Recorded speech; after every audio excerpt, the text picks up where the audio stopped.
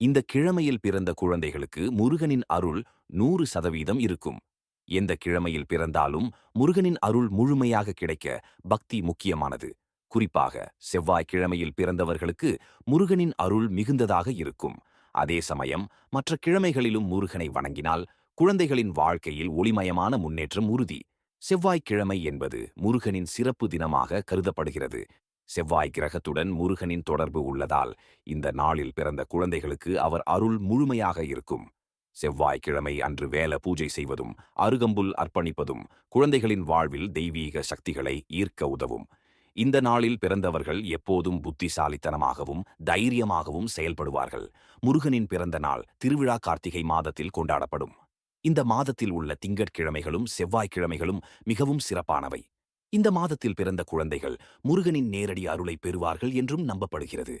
கார்த்திகை தீபத் திருவிழாவை முன்னிட்டு மாலை நேரத்தில் தீபம் ஏற்றி முருகனை வணங்குவது குழந்தைகளின் வாழ்வில் நல்ல எதிர்காலத்தை உருவாக்கும். திங்கள் கிழமையில் பிறந்த குழந்தைகள் அதிகமான மன அமைதியுடனும் நிதானமாகவும் செயல்படுவார்கள். அவர்கள் சமநிலையான ஆளுமையை கொண்டிருப்பார்கள். திங்கள் கிழமை சந்திரனின் நாளாகும். சந்திரன் மன அமைதியையும் தைரியத்தையும் பிரதிபலிக்கிறார். முருகனின் அருளால் இந்த குழந்தைகளுக்கு ஆன்மீக எண்ணங்கள் அதிகம் உருவாகும். அவர்களின் வாழ்வில் எதையும் எதிர்கொள்ளும் தைரியம் இருக்கும்.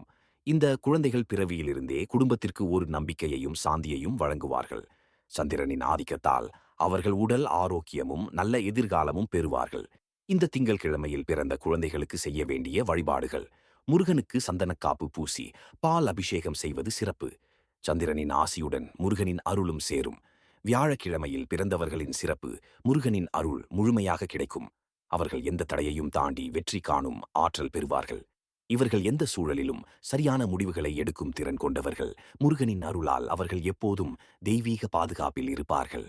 இவர்கள் தங்கள் வாழ்வில் கடின உழைப்பையும் நெறிமுறையையும் கடைபிடிப்பார்கள். முருகனின் வழிபாடுகள்: வெள்ளிக்கிழமைகளில் பிறந்த குழந்தைகளுக்கு பூசணிக்காய் மற்றும் மலர்களால் முருகனை அலங்கரித்தால் குழந்தைகளின் எதிர்காலம் ஒளிமயமாக இருக்கும். திரு கார்த்திகை நாளில் பிறந்த குழந்தைகளுக்கு கார்த்திகை நட்சத்திரம் முருகனின் சக்தியை பிரதிபலிக்கிறது.